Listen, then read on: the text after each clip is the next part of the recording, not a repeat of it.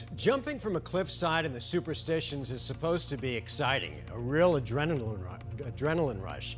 But one Cleveland adrenaline junkie's base jump turned dangerous when he crashed into the side of the mountain, resulting in a viral video that has jaws dropping. Team 12's Nyla Charles has his story. 3, 2, 1, see ya. Johnni DiJulius had plans of hitting solid ground when he jumped off the Superstition Mountains from 500 feet high. He had a parachute, but his body twisted, the parachute opened, and he came crashing down.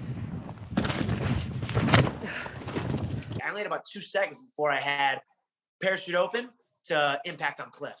This is probably the biggest fear in base jumping.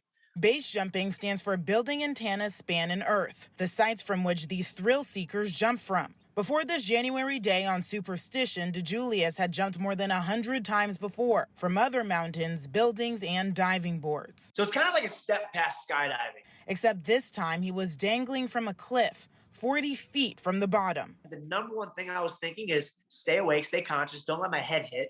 When he looked up, he saw his parachute ripped. I was shocked it was even flying at all. So the only way down was by rock climbing. I didn't want to test the theory of, is my parachute going to hold me up while I'm hanging here?